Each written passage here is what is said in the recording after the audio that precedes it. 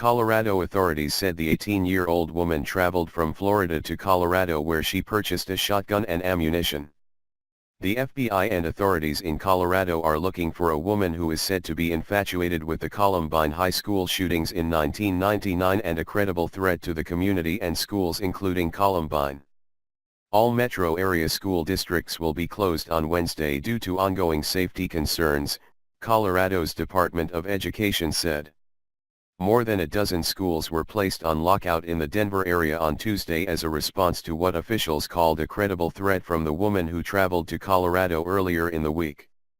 Sol Pais, 18, flew from the Miami area to Colorado, and investigators think she bought a pump-action shotgun and ammunition after arriving, Dean Phillips, FBI special agent in charge of the Denver field office, said Tuesday night at a news conference. Pais was then taken to an area of foothills where she was last seen, and we have been trying to find her ever since, Phillips said. Because of her comments and her actions, because of her travel here to the state, because of her procurement of a weapon immediately upon arriving here, we considered her to be a credible threat certainly to the community and potentially to schools, Phillips said. She has had an infatuation with Columbine and the perpetrators of Columbine. She has made comments to that effect, but she hasn't identified a specific threat to a specific school, he said. Although investigators have no specific information about any school that is being targeted, they are concerned. Our priority in this situation is to try and find Ms. Pais, Phillips said.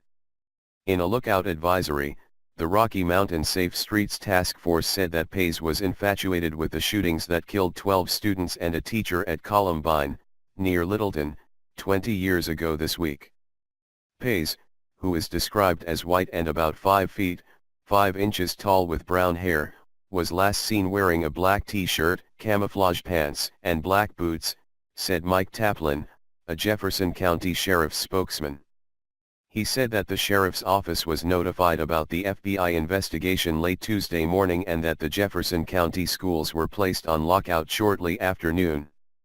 The state education department issued an advisory Tuesday recommending that all schools in the Denver area be placed on lockout, which limits entry to and exit from the restricted schools but leaves usual procedures otherwise in place. At least 22 schools were placed on lockout in Jefferson County, among them Columbine. Jefferson County school and sheriff's officials said that all students were safe and that most after-school activities were continuing as scheduled except at Columbine, where they were cancelled. No reason for the exception at Columbine was immediately available. Officials said late Tuesday that because the situation was dynamic and still unfolding, most schools had not yet made a decision about how to handle classes for Wednesday, but that law enforcement and school administrators would be working together to keep students safe. Phillips said that the FBI in Miami learned about the potential threat Tuesday morning and passed that along to the FBI in Denver, and an investigation was immediately launched. Investigators have not identified any specific connections Pais has with Colorado, he said.